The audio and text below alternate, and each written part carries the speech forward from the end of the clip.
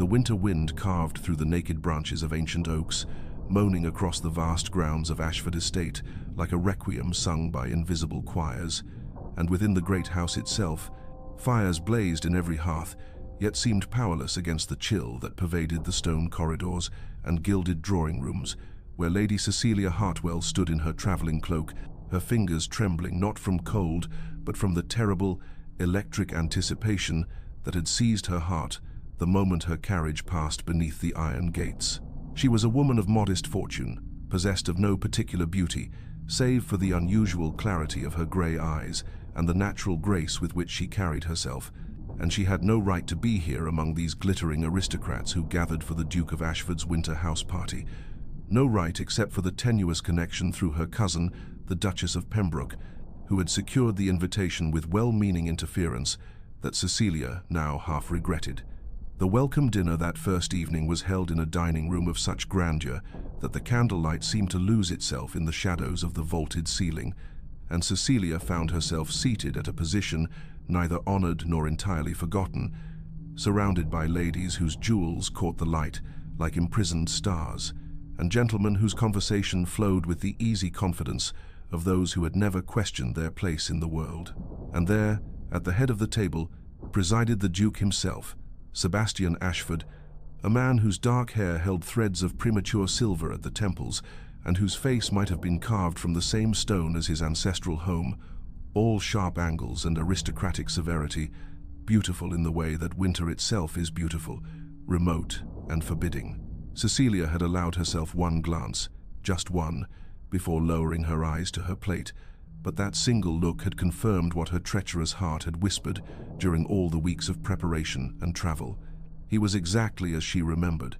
exactly as he had appeared in her thoughts during 2 long years of trying and failing to forget. When the soup was served, she had gathered her courage like a threadbare shawl around her shoulders and attempted what any well-bred guest might attempt, a polite observation about the estate's remarkable architecture,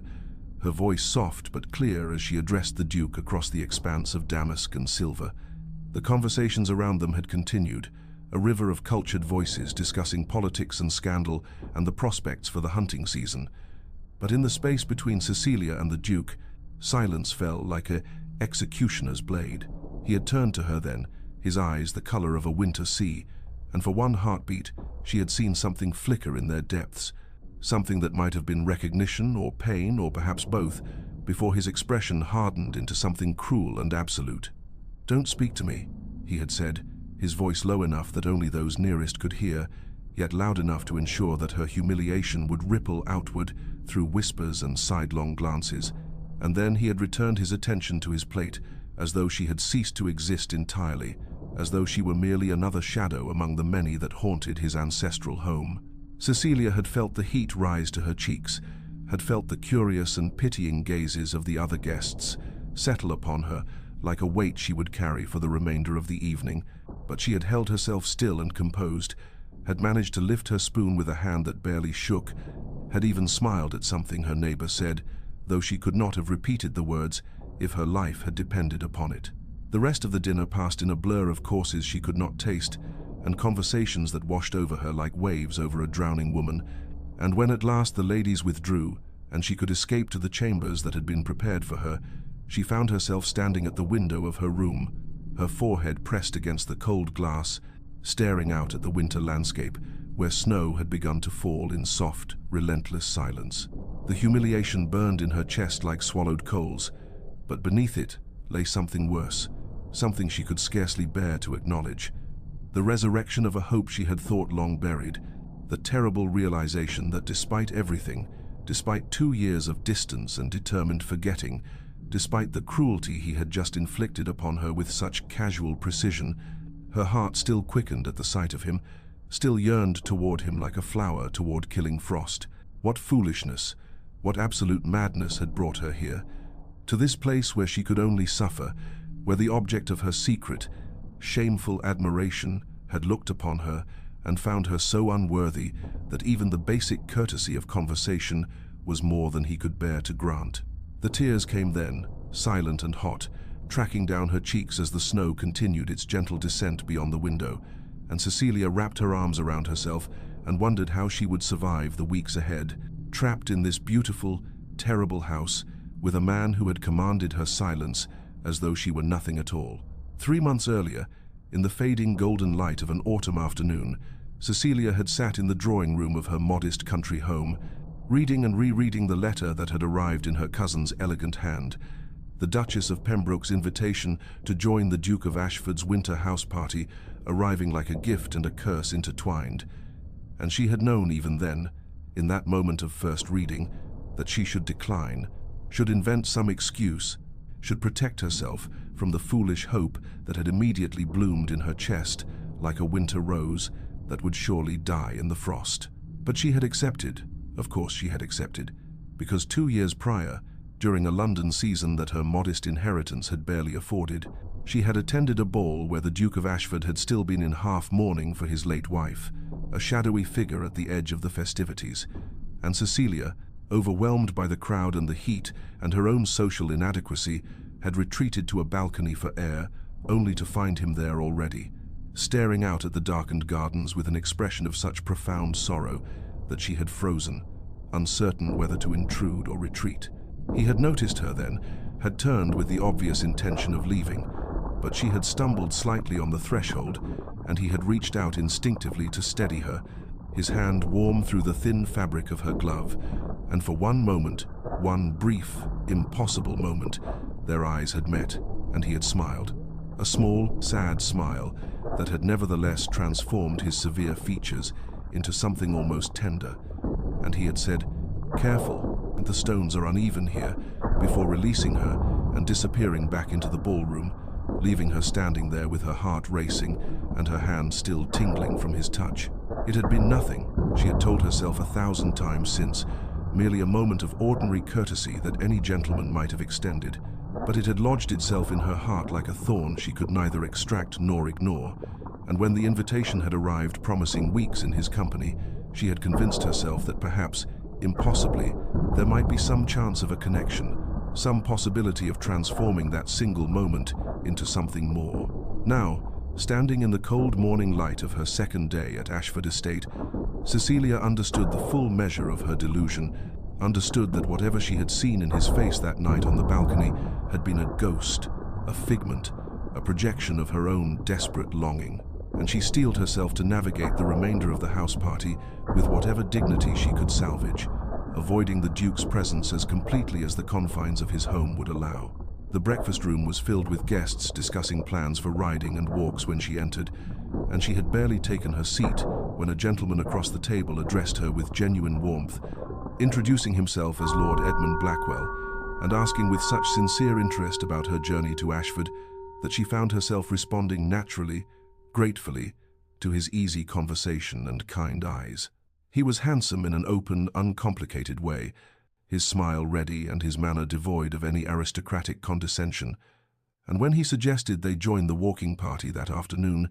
she had agreed with a relief that bordered on gratitude, sensing in him a potential ally in this house where she felt so acutely unwelcome. Throughout the day, as she walked the frozen paths with Lord Blackwell and laughed at his stories and allowed herself to be charmed by his attentiveness, she remained aware, with a sixth sense she could not suppress, of the Duke's presence at the periphery of every gathering, his tall figure appearing in doorways and at windows, his unreadable gaze following her movements with an intensity that she told herself she imagined that surely signified nothing more than the casual notice a host might give any guest, and yet which raised the small hairs on the back of her neck and made her acutely conscious of every word she spoke, every smile she bestowed upon Lord Blackwell, every moment of ease she managed to achieve in this place that had become, through the Duke's cruelty, a beautiful prison where her heart was both captive and condemned. Weeks passed in a rhythm that Cecilia came to know as both comfort and torment. The days marked by walks through the frost-rimed gardens with Lord Blackwell at her side,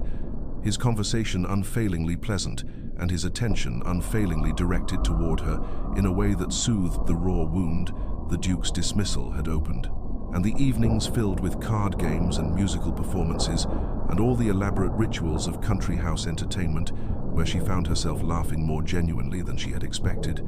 finding in Edmund's presence a kind of ease that felt like balm upon burned skin, Yet always, at the edge of every gathering, she was aware of the Duke's presence, his tall figure occupying doorways and alcoves, his dark eyes following her movements, with an intensity that she told herself she imagined that surely meant nothing, that was merely the projection of her own disordered feelings onto a man who had made his indifference brutally clear. And she forced herself to turn away, to redirect her attention to Edmund's kind face, to the pleasant present rather than the impossible past. The storm arrived on a Thursday afternoon, driving the guests indoors from their planned expedition to the village, and they gathered instead in the blue drawing room for tea, the windows rattling with wind and the fireplace blazing against the sudden cold, and Cecilia found herself seated on a delicate chair near the tea service, engaged in conversation with Lady Pemberton about nothing of consequence, when she reached for her cup and misjudged the distance, her fingers catching the saucer's edge and sending tea cascading across the polished table in a spreading stain that seemed to announce her clumsiness to the entire room. She looked up in mortification and found the Duke standing not 3 feet away, having just entered the room, the tea pooling dangerously close to where he stood, and she rose quickly with stammered apologies, reaching for a napkin to contain the damage, her cheeks burning with humiliation that was made worse by his proximity, by the way he stood utterly still and utterly silent, watching her frantic attempts to repair what she had done. "I'm so terribly sorry, Your Grace," she managed, her voice barely above a whisper, looking up at him with eyes that pleaded for some acknowledgement, some sign that he saw her as something more than an inconvenience. But he said nothing, merely looked at her with an expression she could not read, before turning and leaving the room without a word, his departure as silent and condemning as his presence had been. Lord Blackwell was at her side immediately, taking the sodden napkins from her trembling hands, murmuring reassurances that it was nothing, that such accidents happened to everyone, that she mustn't distress herself, and she was grateful for his kindness, even as she felt something inside her break a little more, the realization settling over her like the storm settling over the estate, that she could not continue like this, could not continue to hope for warmth from a man who had shown her nothing but ice, and could not continue to measure every moment against the impossible standard of one smile on a balcony 2 years ago. That night, lying in her bed with the wind howling against the windows, Cecilia made a decision that felt like both surrender and survival. She would let go of her foolish admiration for the Duke, would release the dream that had brought her here, would turn her face toward Lord Blackwell's sunny affection and away from Sebastian Ashford's winter coldness, and though the decision brought tears rather than relief, she told herself it was necessary, that holding on to love where none was returned was a form of slow death, and she deserved better than to waste her heart on a man who could not even bear to hear her voice. The announcement of the winter ball came during breakfast on a frost-bright morning. The prospect of dancing and formal celebration, stirring excitement among the guests who had grown restless in the confines of indoor entertainment, and Cecilia felt her pulse quicken with both anticipation and dread at the thought of such an event, knowing that it would require navigating the Duke's presence in a context that demanded social grace and proximity she had thus far managed to avoid. The days preceding the ball passed in a flurry of preparation, ladies discussing gowns and jewels, gentlemen arranging for particular partners, and Lord Blackwell had approached Cecilia in the morning room with a request delivered so charmingly that she could not refuse, asking for the honor of the first dance, with a smile that suggested he already knew her answer,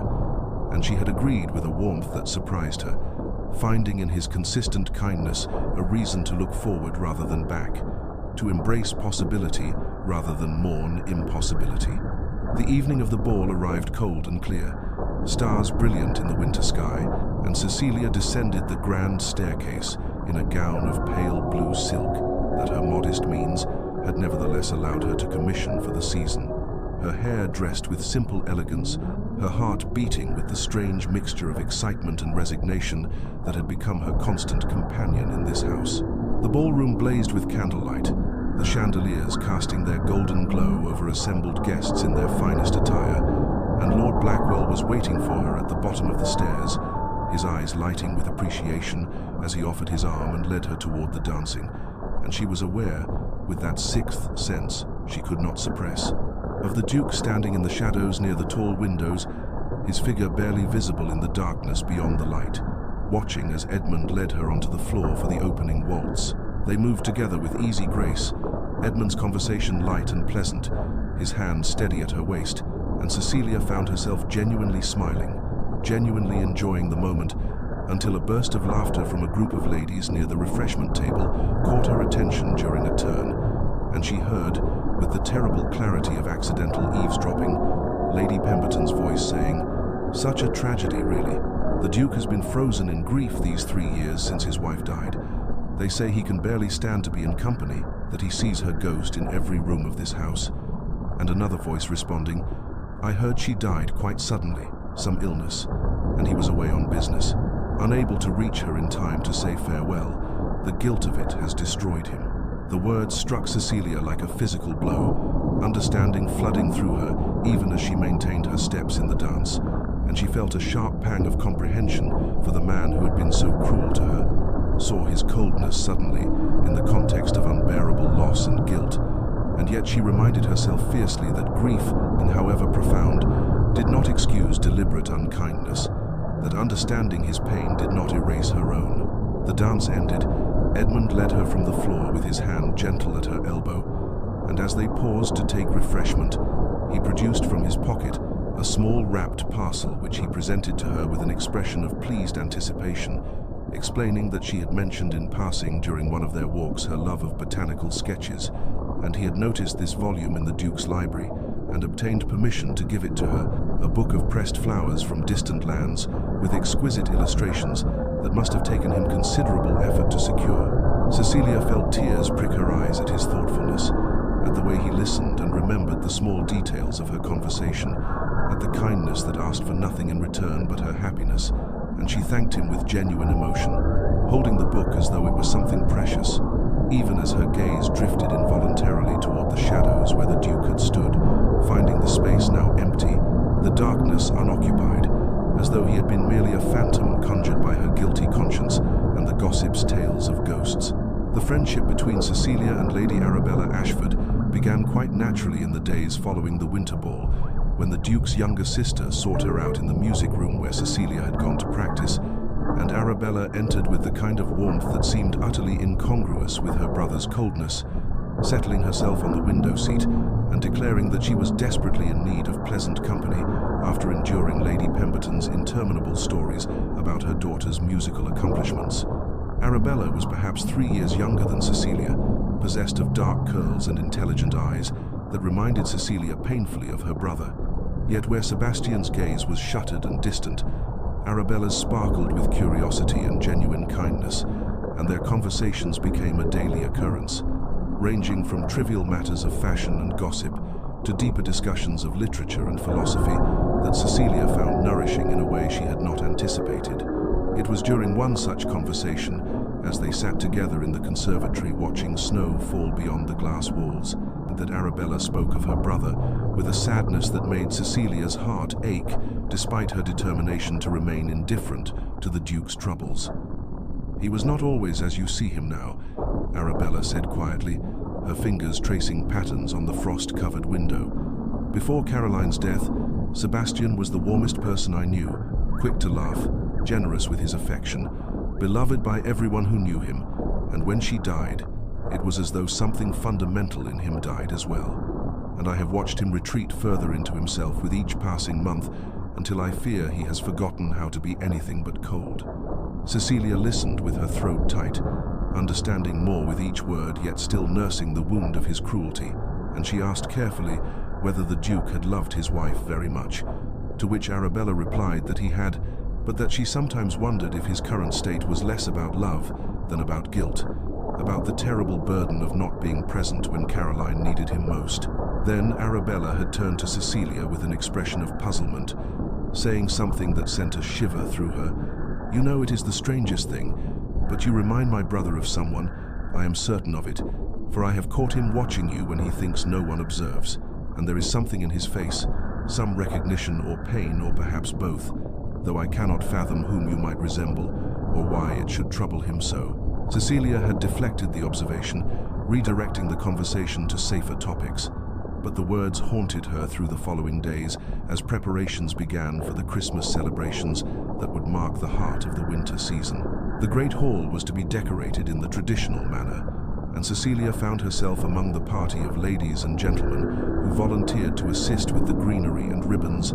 climbing ladders to hang garlands of holly and ivy, her laughter ringing out as Lord Blackwell made some amusing observation about the precariousness of their positions. And it was in the midst of this merriment that she became aware of the Duke's presence in the doorway, his tall figure motionless in the shadows, watching her with an intensity that made her breath catch. Their eyes met across the expanse of the hall, and for a moment that seemed suspended outside time, she saw something in his expression that was neither coldness nor indifference, but rather a profound and terrible longing. And then he turned and walked away without speaking, his departure as silent as his arrival, leaving Cecilia standing on her ladder with her hands full of holly and her heart full of questions that had no answers. Christmas Eve arrived with a hushed reverence that seemed to settle over Ashford, like the snow that had fallen throughout the night, transforming the estate into something ethereal and apart from the ordinary world, and the guests spent the day in gentle activities walking the grounds to admire the winter landscape, gathering in the drawing rooms for games and conversation, preparing themselves for the evening's celebration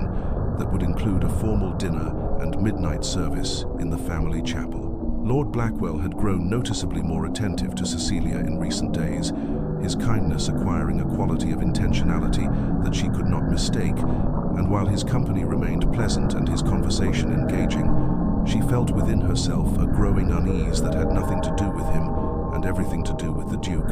whose presence in the house had become increasingly troubled, his appearance at meals sporadic, his participation in social activities virtually non-existent.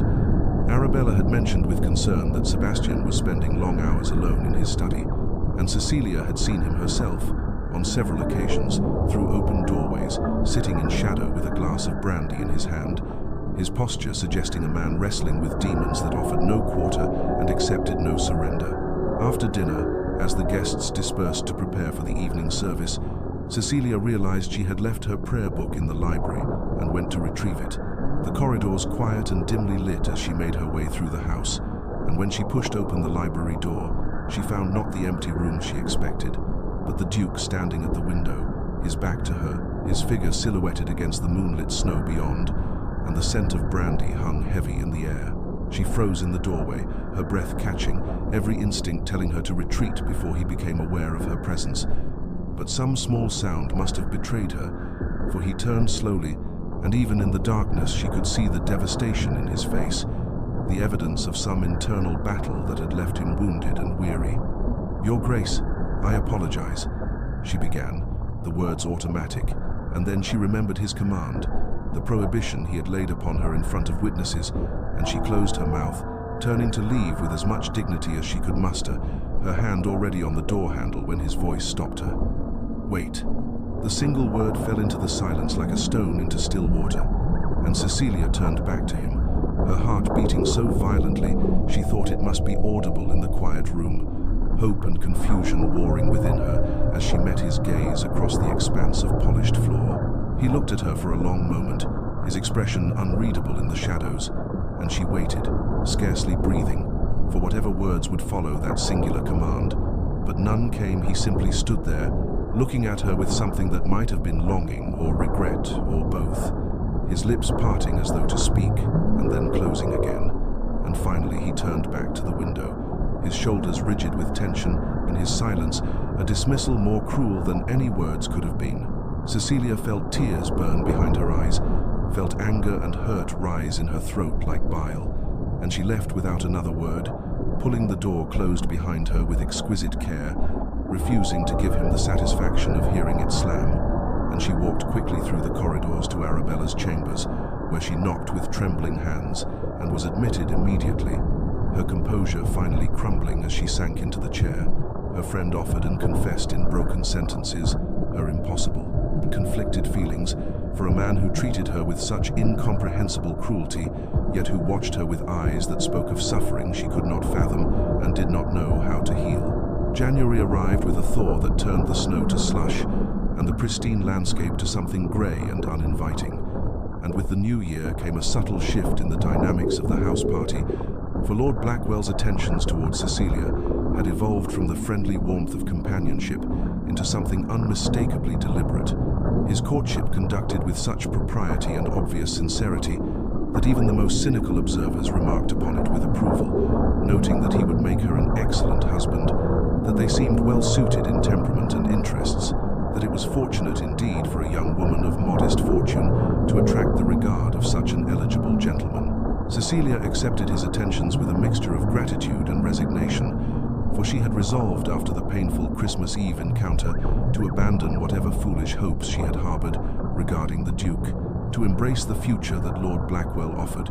with its promise of kindness and stability and affection that might not set her soul aflame, but would at least not burn her with its coldness. The Duke himself had become increasingly agitated in these weeks, his appearances at social gatherings marked by a restlessness that manifested in his pacing, his inability to remain seated for any length of time, his habit of entering rooms only to leave them moments later, as though he could find no peace anywhere within his own house.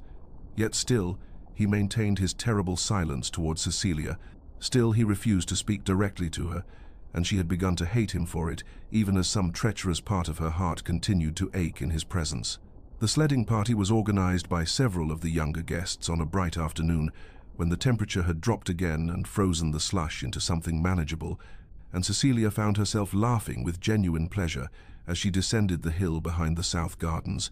the cold air burning her cheeks and the speed exhilarating after so many days confined indoors. And it was on her third descent that her sled hit an unexpected ridge of ice and overturned, sending her tumbling into the snow with a sharp cry of pain as her ankle twisted beneath her. Lord Blackwell reached her first, his face pale with concern as he helped her sit upright and gently examined her injury, declaring that she must not put weight upon it, and lifting her into his arms to carry her back to the house, despite her protests. And she caught a glimpse of the Duke standing at some distance, motionless among the trees, watching the scene unfold with an expression she could not read across the space that separated them. It was Lord Blackwell who settled her in the drawing-room and called for a maid to bring blankets.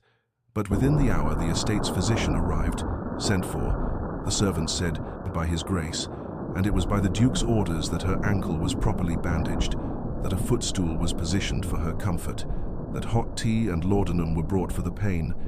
All of this communicated through intermediaries, as though Sebastian could not bring himself to approach her directly, even in her injury,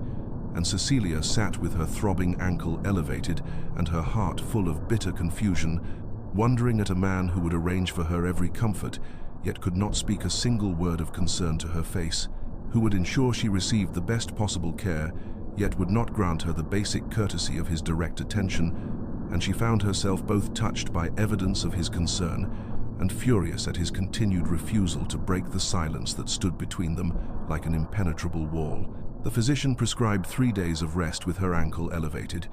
and Cecilia found herself confined to her chambers, with only books and visitors for company, the enforced stillness allowing her thoughts to circle endlessly around the contradictions that seemed to define her situation at Ashford. And on the first morning of her confinement, she woke to find a stack of novels on the table beside her bed, volumes she had mentioned in passing during various conversations but had not requested, and she assumed Lord Blackwell had remembered her preferences and sent them as a kindness, which indeed seemed consistent with his thoughtful nature. Arabella visited that afternoon with embroidery and gossip, settling herself in the chair beside Cecilia's chaise with the easy comfort of true friendship, and they spent a pleasant hour discussing the other guests and their various romantic entanglements until a maid arrived, bearing an armful of hothouse roses, their fragrance filling the room with the scent of summer despite the winter cold beyond the windows. And again, Cecilia felt touched by what she believed to be Lord Blackwell's generosity, though she thought it perhaps excessive, and hoped he would not think her forward for accepting such gifts while they remained merely friends. Or perhaps something slightly more than friends, though nothing had been formally declared. The following day brought a parcel containing the softest cashmere blanket Cecilia had ever touched, dyed a blue that matched her eyes perfectly, and with it came volumes of poetry and a box of crystallized violets, and she was remarking to Arabella during her visit that Lord Blackwell's attentions were becoming quite marked, when her friend looked at her with an expression of confusion and said that Edmund had been riding with several other gentlemen since dawn and had only just returned, which made it impossible for him to have arranged the morning's delivery. And when Cecilia pressed her about who then had sent such gifts, Arabella's expression shifted to something between realization and discomfort, and she admitted quietly that she had seen Sebastian speaking with the housekeeper about procuring specific items, that she had noticed him examining the roses in the conservatory the day before they appeared in Cecilia's room, that she suspected, though she could not be certain, that every anonymous gift that had arrived since the injury had been ordered by her brother. Cecilia sat in stunned silence as this revelation settled over her, her mind struggling to reconcile the Duke, who would not speak a single word to her face, with the man who apparently noticed what books she preferred and what colors she favored, what small luxuries might bring her comfort in her confinement, and she felt her confusion deepen into something almost unbearable. For how could he show such care and such attention to her preferences and needs, yet maintain that cruel prohibition against her speech, that terrible wall of silence that made every kindness feel like a torture because it came without acknowledgement,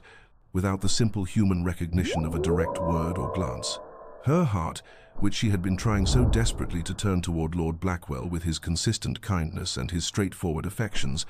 rebelled against her reason and insisted on returning to the Duke, despite all evidence that such feeling was foolish and doomed.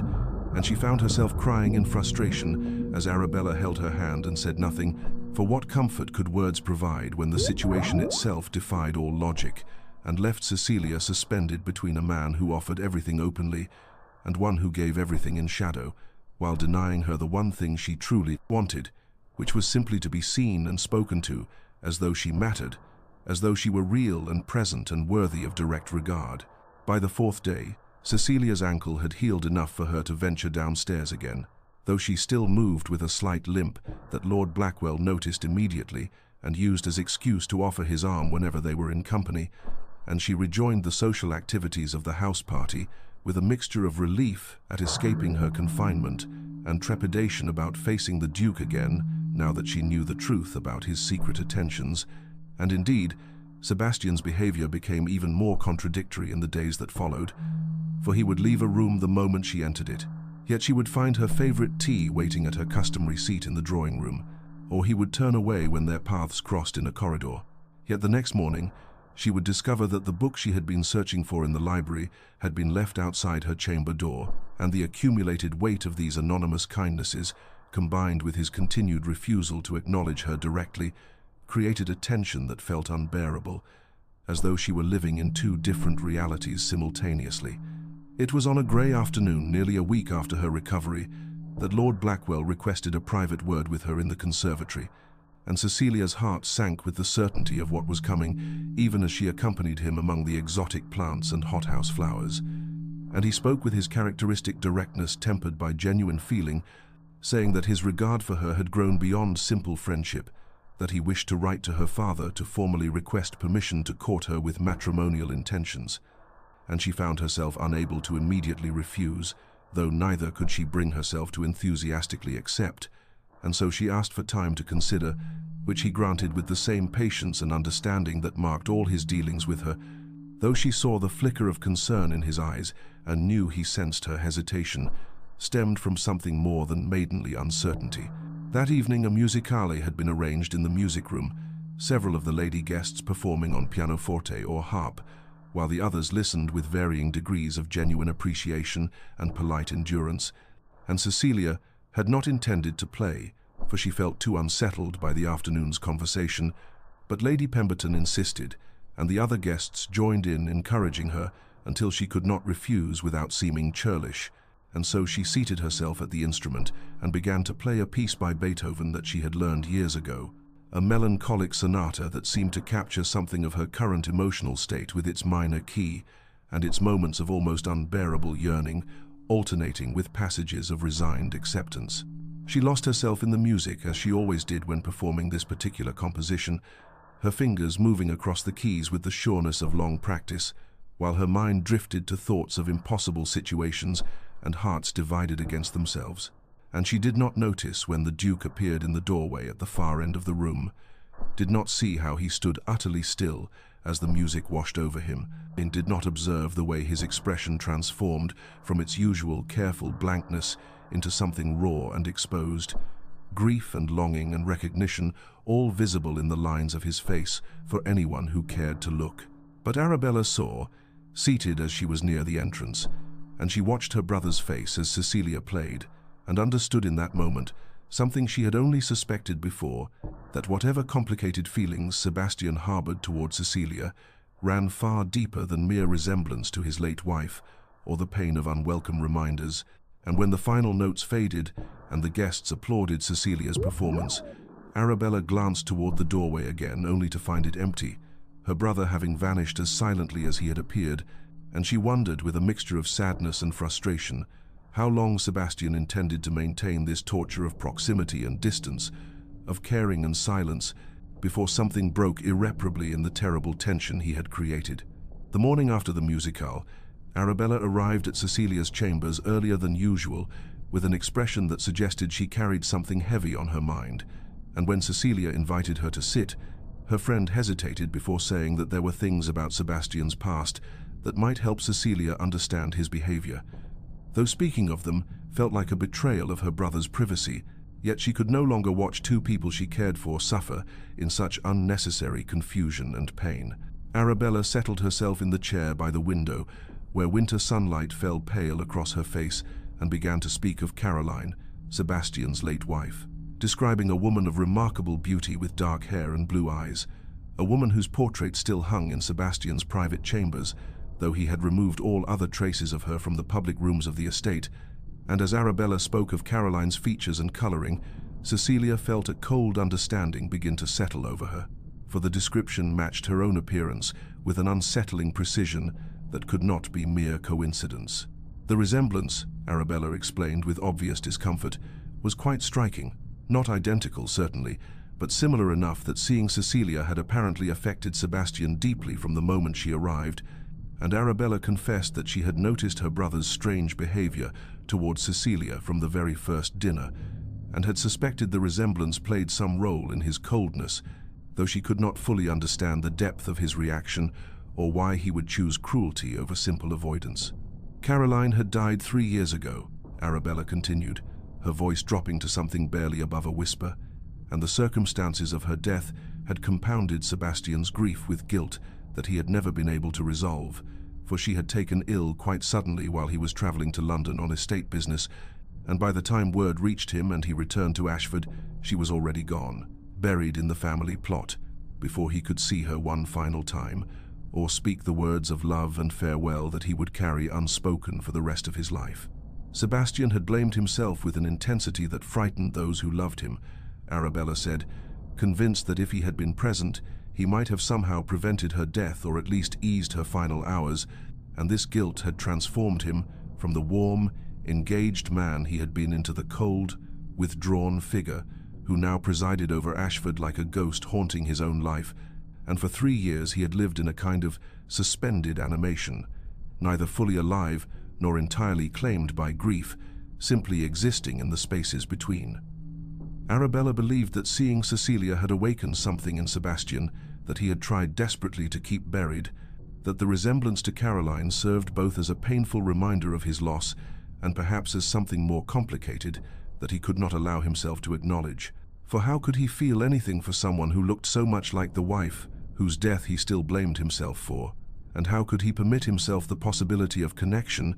when he had not yet forgiven himself for the perceived failures of the past? Cecilia listened to all of this with a mixture of compassion and rising anger,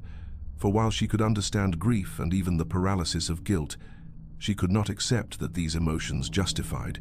treating her as though she were nothing more than a painful reminder or an unwelcome ghost, for she was her own person, with her own heart and feelings, and she deserved to be seen as Cecilia rather than as some echo of a dead woman, no matter how striking the physical resemblance might be. The knowledge that she looked like Caroline explained Sebastian's initial reaction, but it also made his continued cruelty feel even more unbearable,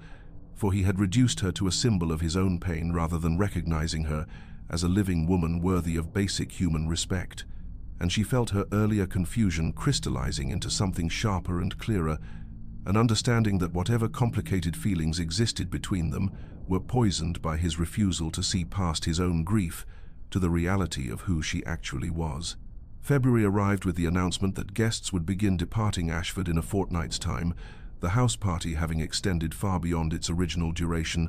but finally reaching its natural conclusion, and the news brought with it a strange mixture of relief and urgency that Cecilia felt like a weight settling over the entire estate. For decisions that had been postponed in the timeless quality of winter isolation could no longer be avoided, and she sensed this shift most acutely in Lord Blackwell's manner, which became more focused and intentional, his attentions moving from the realm of friendship and gentle courtship into something with clearer matrimonial purpose that both honored her and filled her with quiet dread. The Duke, by contrast, seemed to retreat even further into himself, appearing at meals only when absolutely necessary, and vanishing to his private apartments or riding out alone across the frozen grounds for hours at a time, and Cecilia found herself caught between anger at his continued avoidance and a painful understanding of the torment that must drive a man to such extremes of isolation, though understanding did nothing to ease the hurt of being treated as though her very existence caused him suffering. It was on a grey afternoon 5 days after the departure announcement that Cecilia found herself alone in the library, seeking refuge among the books as she had so often during this strange and difficult visit, and she was standing before the shelves near the window when she heard the door open and turned to see the Duke himself entering, clearly not expecting to find anyone in the room, and they stood frozen for a long moment, the length of the library between them, like an unbridgeable chasm. She watched his face, saw the familiar pattern of emotions cross it, the initial recognition followed by something that might have been longing before the walls came up again, and his expression closed,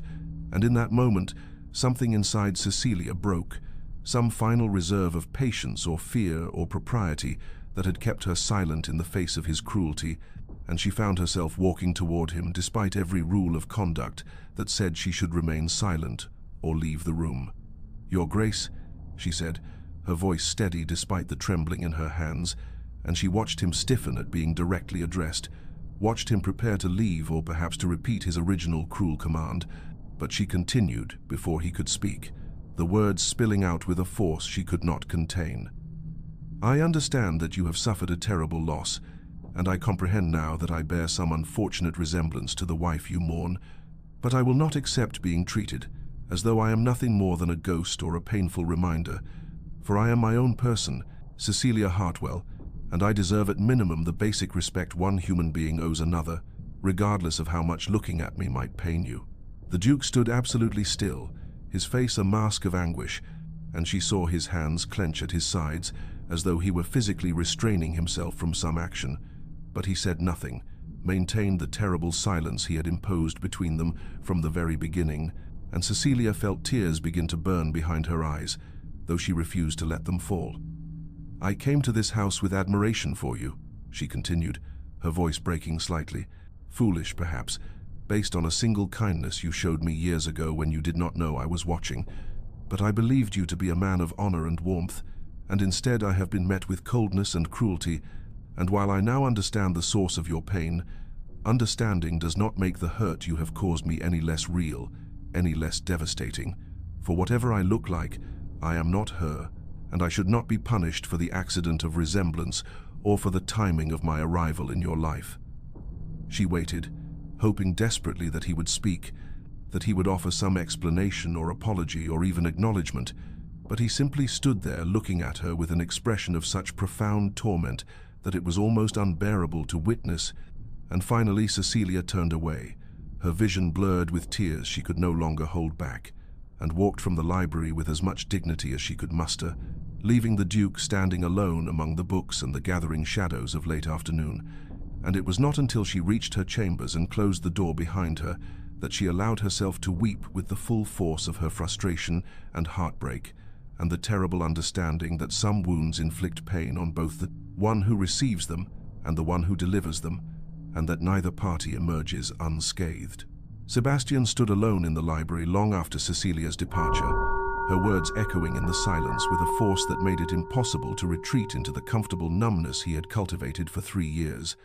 and he found himself sinking into the chair by the window where pale winter light fell across his face, revealing the devastation he had hidden so carefully from the world but could no longer hide from himself. She was right, of course, in everything she had said, for he had treated her abominably, had reduced her to nothing more than a symbol of his own torment when she deserved to be seen as her own person,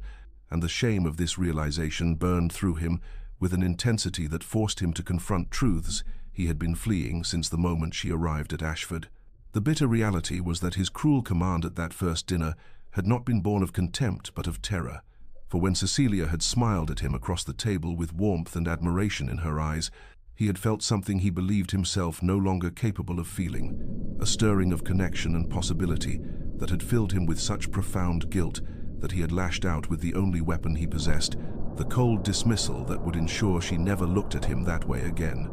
He had recognized her the moment she entered his home, though she clearly did not remember their first meeting 2 years ago in London, a chance encounter in a bookshop where he had helped her reach a volume on a high shelf, and she had thanked him with such genuine warmth that he had carried the memory through the darkness of Caroline's death like a candle flame, cupped against the wind. Even then, newly widowed and drowning in grief, he had noticed Cecilia, had felt an attraction that seemed like a betrayal of everything he owed to Caroline's memory, and so he had fled that bookshop and tried to forget the young woman, with dark hair and kind eyes, who had made him feel momentarily alive again. Her resemblance to Caroline was real, but it was not the resemblance that had struck him most powerfully. For while the physical similarities existed,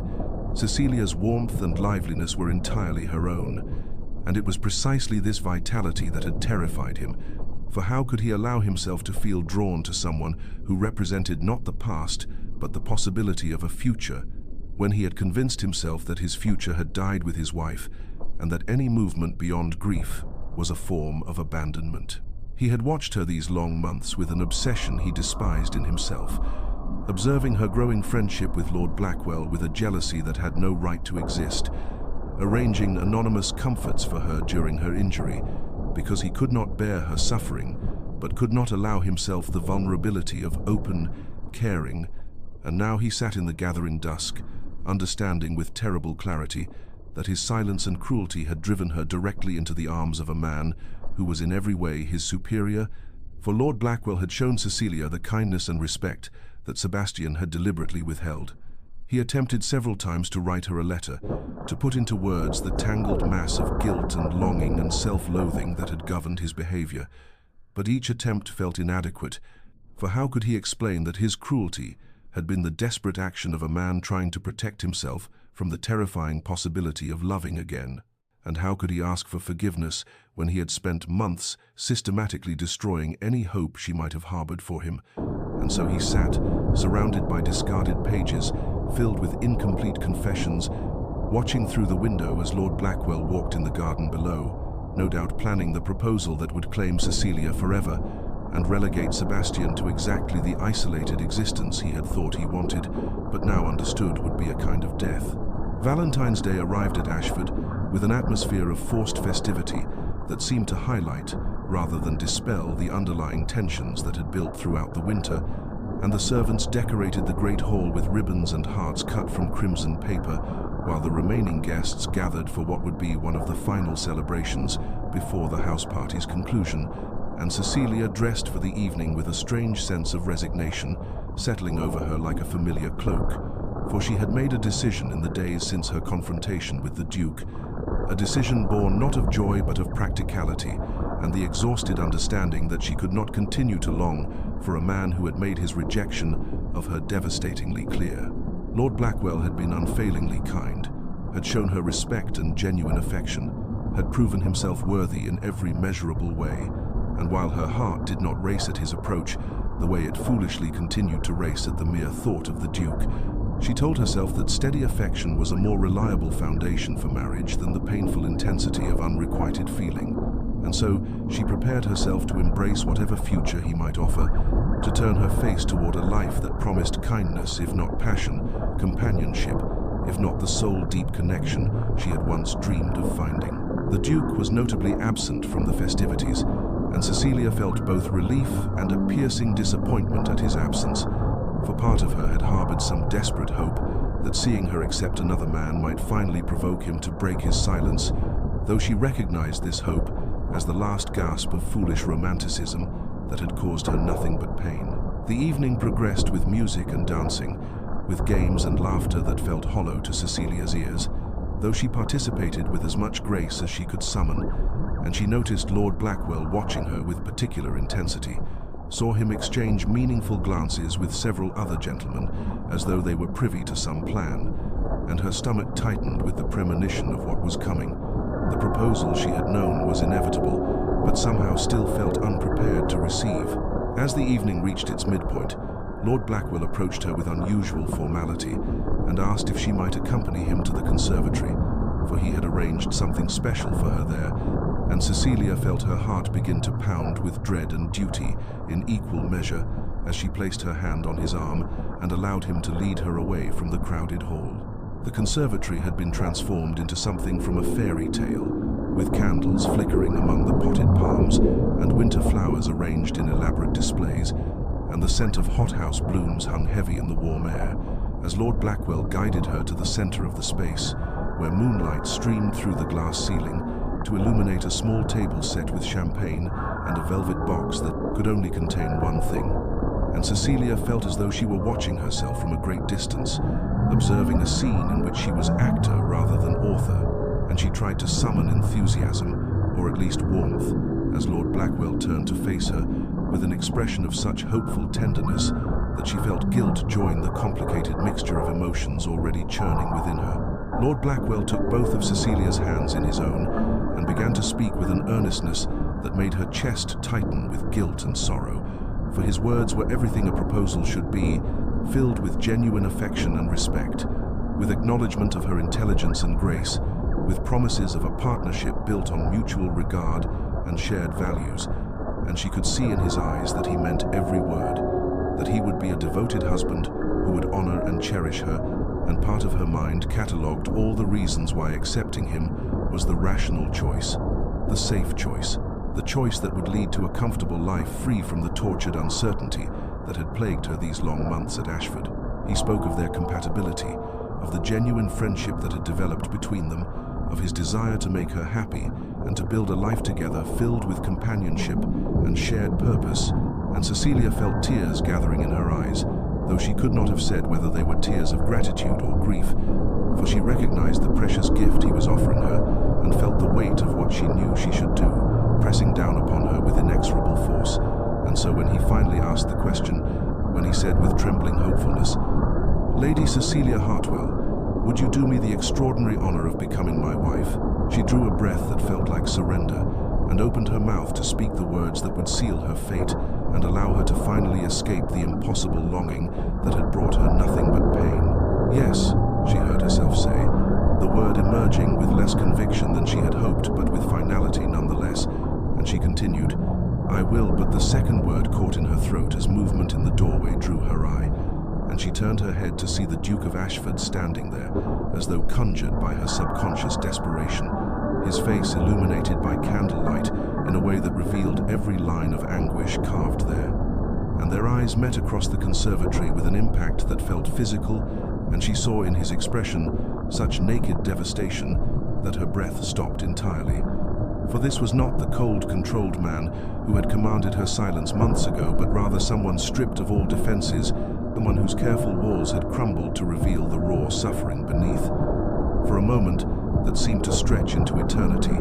no one moved or spoke, and Cecilia felt suspended between two futures, between the words she had almost completed and the unspoken plea she could read in the Duke's eyes. And she understood with sudden clarity that this was the crisis point upon which everything would turn, that the next moments would determine the shape of her entire life. And then Sebastian's voice cut through the silence, addressing her directly for the first time since that terrible first evening, his tone rough with emotion as he said the words that shattered the careful resignation she had built around her heart.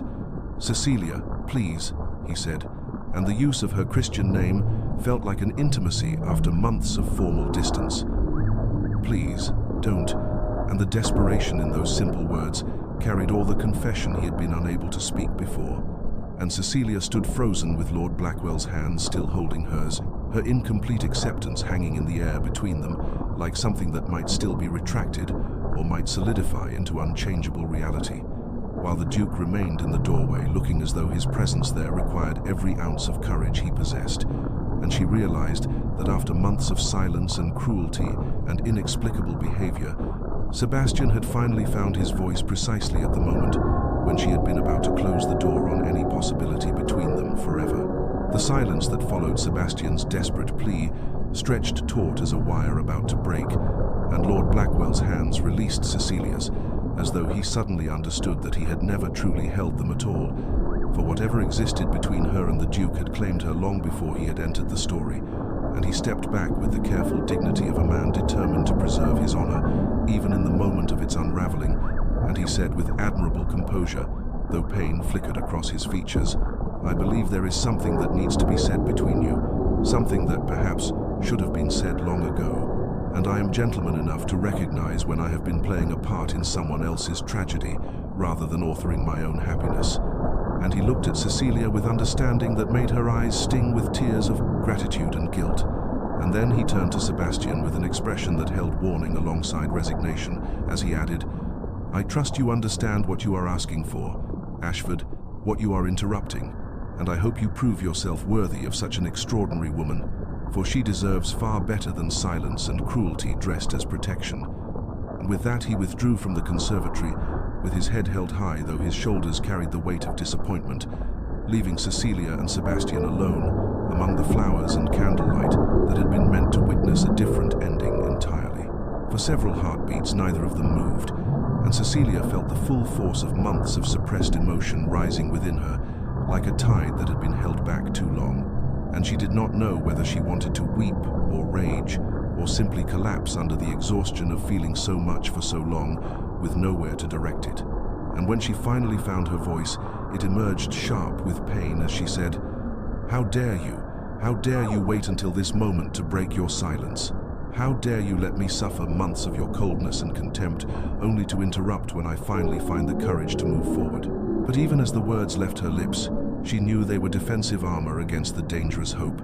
beginning to unfurl in her chest. For his presence here, his desperate plea, meant something she hardly dared to acknowledge. Sebastian moved toward her with hesitant steps, as though approaching something precious and breakable, and his face in the candlelight showed such naked vulnerability that it transformed him entirely from the cold Duke who had commanded her silence into someone achingly human and afraid, and he began to speak with words that tumbled out as though a dam had broken. "Forgive me, Cecilia. Forgive me for my cruelty and my cowardice, for choosing silence when I should have chosen courage, for treating you with coldness when every fiber of my being longed to speak to you, to know you, to tell you that from the moment I saw you 2 years ago at the Pemberton Ball, when you smiled at me with such genuine kindness after I had withdrawn from society into my grief, I have been unable to think of anyone else, unable to imagine wanting anyone else, and when you appeared at Ashford this winter, it felt like both a gift and a curse. For seeing you again broke open everything I had tried to seal away, all the guilt over Caroline's death, all the fear that loving again meant betraying her memory, and all the terror that if I allowed myself to care, I would somehow lose again, and the pain would destroy what little remained of me." He ran his hand through his hair with agitation born of months of internal torment, and continued with increasing urgency. "I told myself I was protecting you from my broken state, that you deserved someone whole and uncomplicated like Blackwell, is someone who could offer you joy untainted by grief and regret. But the truth is, I was protecting myself, hiding behind my loss, rather than facing the terrifying possibility that life might offer second chances to those who fear they do not deserve them. And I watched you with him, watched you smile and laugh, and slowly prepare to build a future that did not include me. And I told myself it was right, that I should be content to have preserved you from the darkness I carry. But tonight, when I heard you begin to accept his proposal, I understood with devastating clarity that I had made a terrible mistake, that my silence had not protected either of us but had instead caused the very loss I feared, and I cannot let you bind yourself to another without telling you the truth I should have spoken months ago." Cecilia stood trembling with the force of emotions she could not name, feeling anger and relief and confusion, and a dangerous resurrection of hope warring within her. and she heard herself ask, though her voice shook, "And what truth is that, Sebastian? What truth justifies months of deliberate cruelty? What truth makes it acceptable to humiliate me before your guests, and then show concern through servants while refusing to speak a single word directly to me?" And she saw him flinch at her words, but pressed on because she needed to hear him say it. He needed him to speak with complete honesty the feelings he had hidden for so long. He met her eyes with an intensity that made her breath catch, and said with quiet devastation, "The truth is that I love you, that I have loved you since that moment 2 years ago when you looked at me with compassion rather than pity. That seeing you again this winter felt like being offered salvation I did not deserve. And my fear of that feeling, my guilt over moving beyond Caroline, my terror of vulnerability after loss made me cruel when I should have been honest, made me silent when I should have spoken, and I do not ask you to choose me. Cecilia, I do not ask you to forgive what I have done, or to believe that I deserve any consideration after how I have treated you. I ask only that you understand and that you know the truth before you make your decision, that you do not accept Blackwell believing that I felt nothing when in truth I felt everything and simply lacked the courage to say so." Cecilia felt the confession wash over her like a wave that simultaneously validated everything she had felt and ignited a fury at the months of unnecessary suffering, and the conflicting emotions rose within her with such force that she had to press her hand against her chest as though to contain them. And when she finally spoke, her voice trembled with barely controlled anger as she said, "You loved me, you have loved me all this time, and yet you chose to make me feel worthless, to humiliate me before your guests, to watch me struggle through months of confusion and pain when a single honest word could have changed everything." And she saw him flinch as though her words were physical blows, but she could not stop because the rage felt cleansing after so long spent swallowing hurt, and she continued with increasing passion. "Do you understand what you did to me, Sebastian? Do you comprehend the cruelty of your silence? I came to Ashford carrying a fragile hope born of one kind moment you showed me 2 years ago. A foolish romantic notion that perhaps the man who had looked at me with such warmth might remember me with favor. And you crushed that hope immediately and thoroughly. You made me question my worth and my judgment. You made me feel invisible and unwanted, and all the while you claim you were feeling everything I longed for you to feel, but simply lacked the courage to say so." And tears were streaming down her face now, though her voice remained steady with righteous anger. But even as she spoke, she felt something else beneath the fury, a desperate relief that she had not been imagining the moments of connection, that the longing had not been entirely one-sided, that perhaps she was not the fool she had believed herself to be for caring about someone who seemed to hold her in contempt. Sebastian stood before her, accepting her anger without defense, his own face wet with tears that shocked her, for she had never imagined the controlled Duke of Ashford capable of such visible emotion. And he said with broken humility, "You are right. You are absolutely right. There is no justification for what I did, no excuse that makes it acceptable. I was cruel when I should have been honest.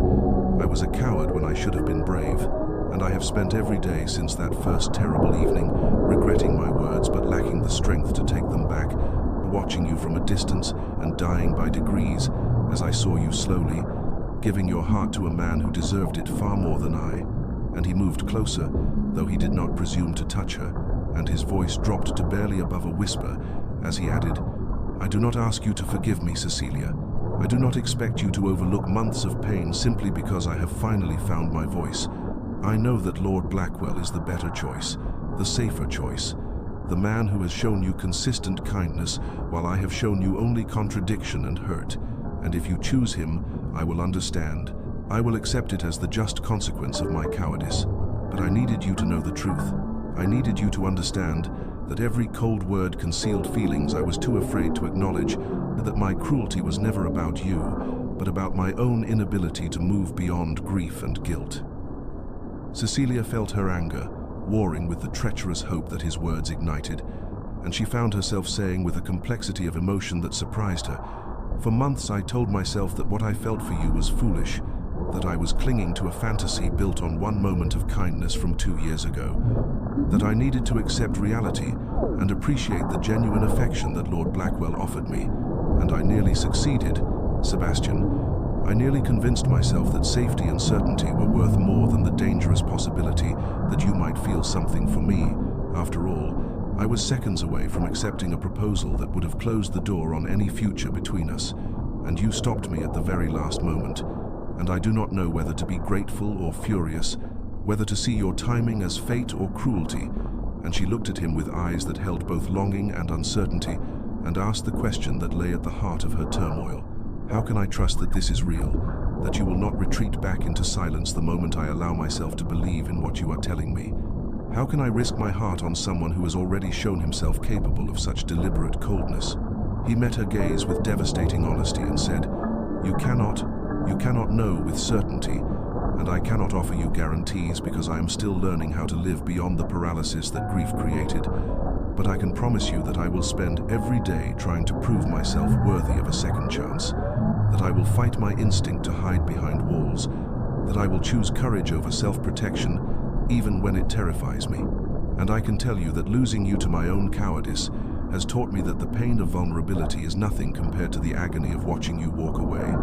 And Cecilia stood trembling in the candlelight of the conservatory, where she had nearly promised herself to another man, suspended between the rational choice that would lead to contentment and the dangerous choice that might lead to extraordinary happiness or devastating heartbreak. And she understood that this moment would define the rest of her life, that whatever she decided now would echo through all her years to come, and the weight of that knowledge was almost more than she could bear. Cecilia stood in the conservatory long after Sebastian had left her, with a final look of desperate hope, surrounded by the flowers and candles that Lord Blackwell had arranged with such care, and she felt the weight of the decision before her pressing down upon her like a physical force,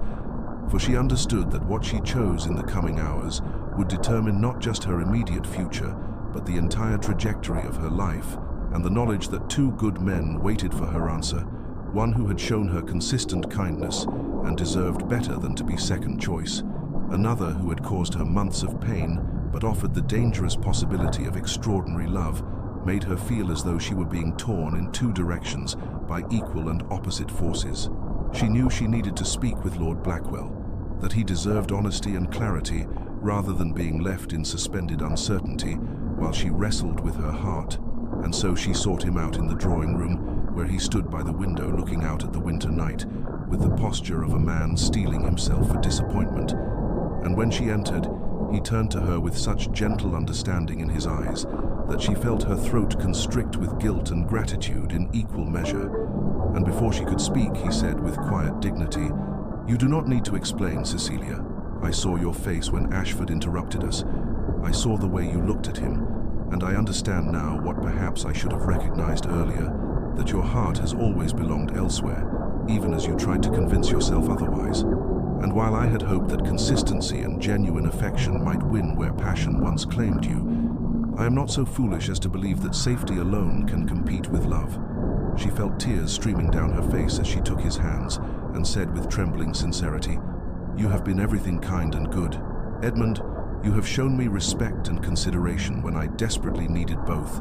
and you deserve someone whose heart is entirely free to love you without reservation or conflicted feeling. Someone who does not carry the complicated history and painful longing that I bring to every interaction, and I am so deeply sorry that I allowed our friendship to develop into courtship when some part of me must have known that my heart was not fully my own to give." And she saw the flash of pain cross his features, though he maintained his composure with admirable grace, and he squeezed her hands gently before releasing them, as he replied, "Do not apologize for being honest, for that is a greater kindness than false promises would have been, and I release you from any obligation you might feel toward me, though I hope you will choose carefully what you do next. And for Ashford has caused you considerable pain, and while I understand that love is rarely simple or convenient,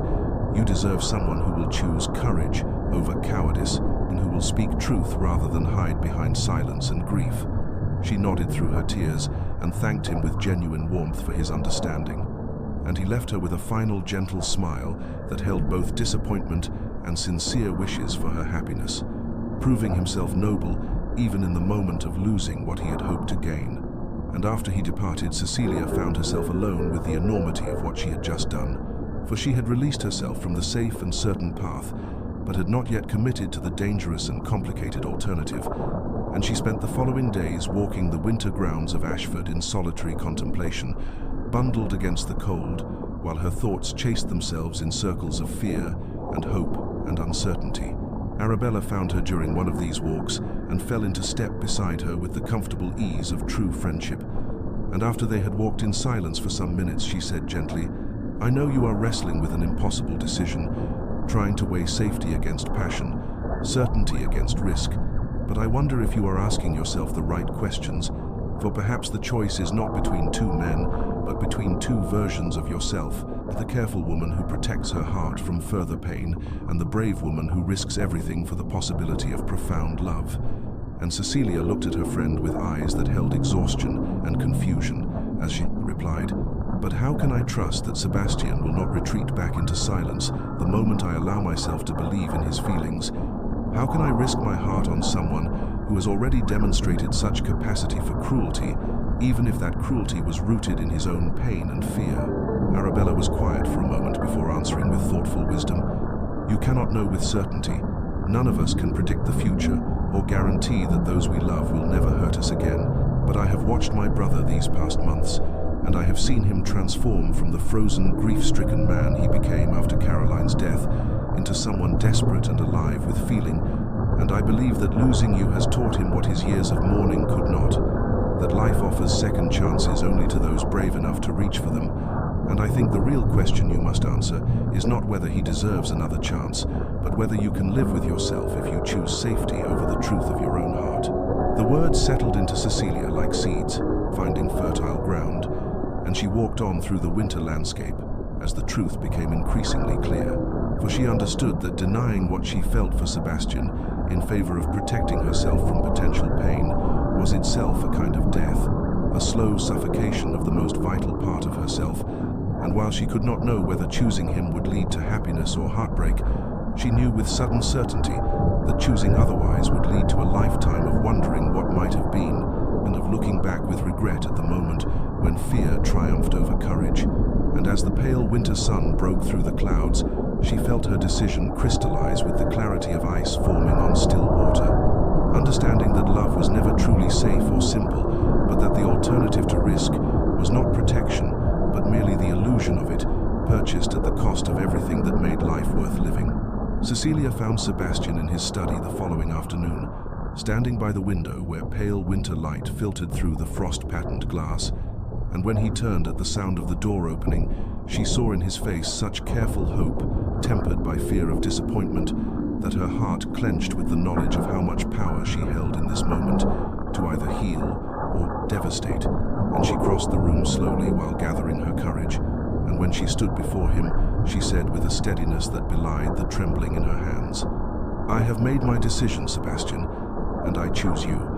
but I choose you with conditions that are not negotiable, for I will not enter into something that requires me to accept silence or walls, or the perpetual fear that you will retreat back into grief whenever vulnerability becomes difficult." And she saw him draw in a sharp breath, as though her words were both gift and blow. And she continued with increasing firmness, "If we are to have any future together, you must promise me honesty even when truth is uncomfortable. You must promise me presence even when emotion feels overwhelming. You must promise me partnership rather than the kind of distant protection that masquerades as care, but is truly just another form of abandonment. And I need to know that you understand what I am asking, that you are capable of meeting me in the open rather than hiding behind the safety of solitude and self-protection." Sebastian moved toward her with such intensity of feeling in his eyes that she felt her breath catch, and he took her hands in his with a gentleness that contradicted the strength of his grip, and he said, with voice thick with emotion, "I understand what you are asking, Cecilia,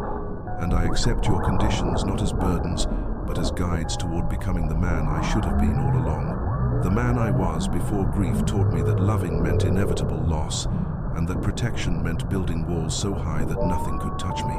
And I promise you that I will fight every instinct towards silence, that I will choose courage over comfort, that I will meet you in honesty, even when every part of me wants to retreat into the familiar darkness that has been my companion these 3 years." And he released one of her hands to touch her face with such tenderness that tears sprang to her eyes, and he added with devastating sincerity, I cannot promise that I will always succeed, that I will never stumble or momentarily fall back into old patterns, but I can promise that I will always return, that I will always choose you over my fear, and that I will spend the rest of my life proving that your faith in me was not misplaced." They stood together in the study, while afternoon faded toward evening, and their first real conversation unfolded with the tentative honesty of two people learning to trust after months of misunderstanding and pain. And Sebastian led her to the portrait gallery, where Caroline's likeness hung among generations of Ashford ancestors, and Cecilia looked upon the face of the woman who had held his heart, and saw indeed a resemblance in coloring and features, though the expression was entirely different. And Sebastian spoke of his late wife with genuine love, but also with a sense of release, acknowledging the grief that had defined him, while also recognizing that honoring Caroline's memory did not require him to remain forever frozen in the moment of her death. And he said quietly as they stood before the portrait, "She would not have wanted this for me, this half-life I have been living. She was generous and warm, and would have told me that love is not a finite resource that must be hoarded, but rather something that expands to hold new feeling alongside treasured memory." And Cecilia felt in that moment the last of her uncertainty dissolve, for she understood that she was not replacing anyone, but rather writing a new chapter in a story that had known both tragedy and the possibility of redemption. Sebastian asked with humility that touched her deeply if she would allow him to court her properly, to earn through consistent action and genuine presence what he had nearly lost through cowardice and silence. And Cecilia agreed with the understanding that they would build their relationship on the foundation of truth they had finally established.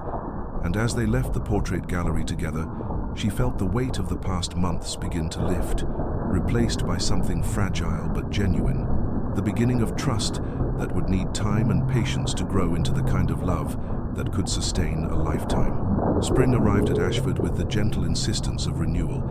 as though nature itself conspired to mirror the transformation unfolding between Cecilia and Sebastian. And the months that followed, their decision to build something true together, were marked by the kind of deliberate courtship that neither had experienced before, for this was not the superficial dance of London ballrooms, but rather the deep excavation of two souls, learning to trust after understanding how fragile and precious such trust truly was. And Sebastian proved himself faithful to every promise he had made in that study, where winter light had witnessed their new beginning. They walked together through grounds that shifted from snow-covered stillness to the first brave crocuses pushing through thawing earth, and then to daffodils nodding in spring breezes. And during these walks, they spoke of everything and nothing, building the foundation of genuine knowledge that only comes from accumulated hours of honest conversation. And Cecilia watched as the frozen duke she had first encountered melted away to reveal the man he had been before grief claimed him. Though this version was deeper and more appreciative,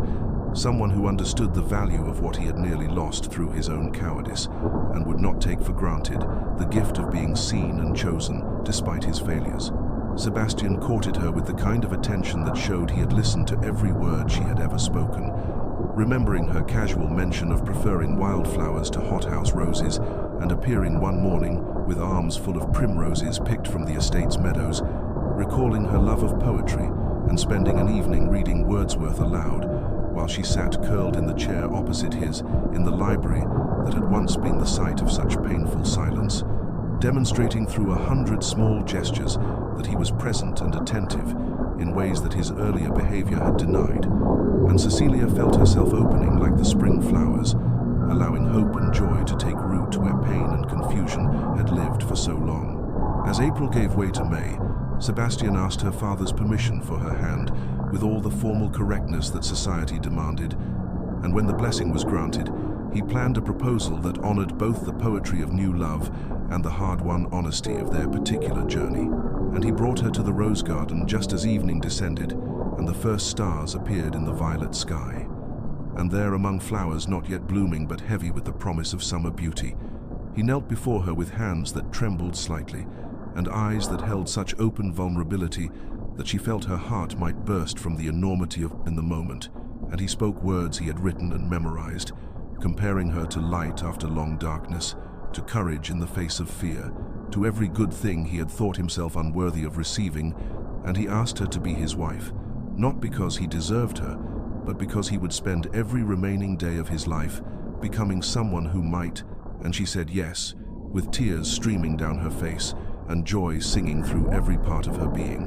And when he slipped his mother's ring onto her finger, she felt the click of something settling into rightness, as though all the pain of the preceding months had been necessary preparation for this moment of perfect clarity. Their engagement was celebrated with the kind of genuine happiness that only comes when those gathered understand the unlikely path the couple had traveled. To reach this point, and Arabella embraced Cecilia with tears of joy and whispered that she had never seen her brother so alive, so present, so wholly himself, as he had become, through loving and being loved by someone who demanded his full participation in life. And the wedding was planned for late June, when summer would be in full bloom and the estate gardens at their most glorious. And as the day approached, Cecilia felt none of the nervousness that brides were supposed to experience, but rather a deep, settling certainty that she was choosing exactly as she should, that the man waiting for her at the altar would meet her with the honesty and courage he had promised. And when the day arrived with perfect June sunshine and roses climbing the chapel walls in cascading abundance, she walked down the aisle toward Sebastian and saw in his face such gratitude and love and determined commitment that she knew every moment of pain had been worth enduring for the gift of this hard-won, honestly built love. They exchanged vows that they had written themselves, promising not the conventional obedience and provision, but rather honesty even in difficulty, presence even in pain, courage even in fear, and partnership built on the understanding that love required active choice rather than passive acceptance. And when the vicar pronounced them married, and Sebastian kissed her with tender reverence before all their gathered loved ones, Cecilia felt the story that had begun with such cruelty and confusion transform into something entirely new, a narrative of redemption and second chances,